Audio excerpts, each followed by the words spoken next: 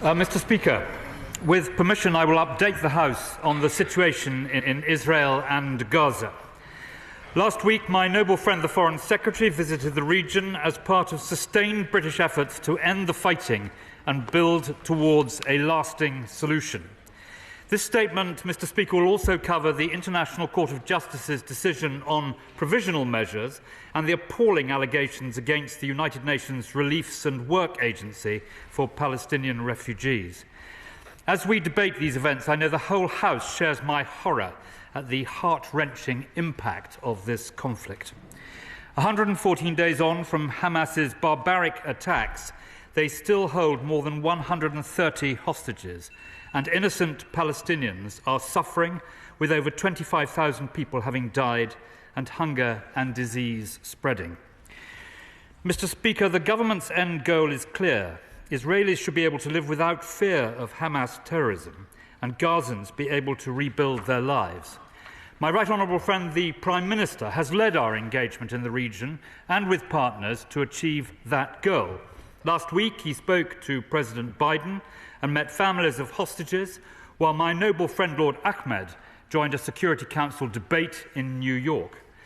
And the Foreign Secretary visited Israel, the occupied Palestinian territories, Qatar and Turkey, meeting leaders, ministers and other hostage families. The Foreign Secretary called for an immediate pause to get more aid in and get hostages out, and for this pause then to turn into a sustainable permanent ceasefire without a return to fighting. The British government has identified 5 vital steps for this to happen. A political horizon which provides a credible and irreversible pathway towards a two-state solution. Forming a new Palestinian government for the West Bank and Gaza, accompanied by an international support package. Removing Hamas's capacity to launch attacks against Israel. The release of all Israeli hostages and the key Hamas leaders agreeing to leave Gaza. All of these things are intricately linked. We cannot secure one without all of the others. There are also many other elements, Mr. Speaker, to consider, such as Arab-Israeli normalisation, security guarantees, financing the rebuilding of Gaza. But we need to generate momentum now towards a permanent peace. And that is why pushing for a pause now is so important. And that is why we need a contact group meeting bringing together the key players as soon as possible. Mr. Speaker, I turn now to the desperate humanitarian situation. The government is focused on practical solutions to get aid into Gaza. We have trebled our aid to the occupied Palestinian territories since October the 7th, committing £60 million this financial year. In Israel, the Foreign Secretary pressed for changes to allow unhindered humanitarian access, such as opening more crossing points for longer and permitting deliveries via Ashdod port. He announced work with Qatar to get more aid into Gaza, with our joint consignment containing 17 tonnes of family-sized tents being flown last Thursday. Earlier this month, the Royal Fleet Auxiliary Lime Bay delivered 87 tonnes of aid into Port Said. Crucially, we are supporting the United Nations World Food Programme to deliver a new humanitarian land corridor from Jordan into Gaza, which has already delivered over 1,000 tonnes of aid into Gaza. We know, Mr. Speaker, that a desperate plight of civilians caught up in this, the suffering they are going through. We will continue to do all we can with our partners to save lives. Mr. Speaker, I will now turn to the ICJ ruling and allegations against UNRWA. Honourable and right honourable members will know we had considerable concerns about South Africa's decision to bring this case. Israel has the right to defend itself against Hamas, and we do not believe Israel's actions in Gaza can be described as a genocide. Of course, we respect the role and independence of the ICJ. The court has now reached a decision on provisional measures. They called for increased aid into Gaza and measures to ensure basic services, as we have been calling for. They have ordered Israel to preserve evidence relating to allegations of genocide, reporting to the court on progress within 1 month.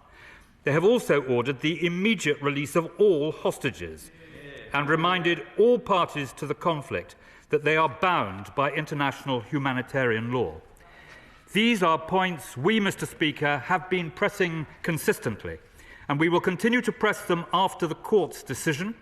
For our part, Britain continues to engage closely with the Israeli government on the conduct of its military campaign in Gaza. We have said they must take greater care to avoid harming civilians and civilian infrastructure. Let me turn finally, Mr. Speaker, to the very serious allegations about UNRWA, first publicised last week, with further media reporting over the weekend. The agency is critical to delivering humanitarian assistance into Gaza and across the region. It plays a stabilising role at a time when we need focus on de-escalating tensions.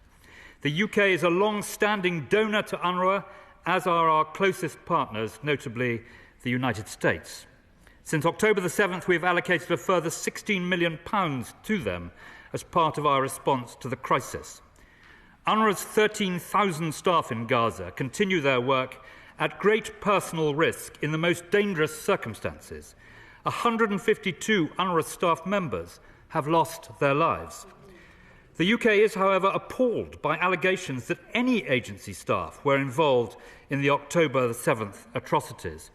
We welcome the swift action UNRWA have taken to terminate contracts while it launches an immediate investigation. We and several partners are temporarily pausing future funding until we have reviewed these investigations. We continue to fund vital aid delivery through multiple other partners, including other UN agencies and international and British NGOs. Mr. Speaker, this week the government engagement continues. The Foreign Secretary and Lord Ahmed will again travel to the region. I am travelling to Qatar next week. We will continue to drive progress towards a lasting solution.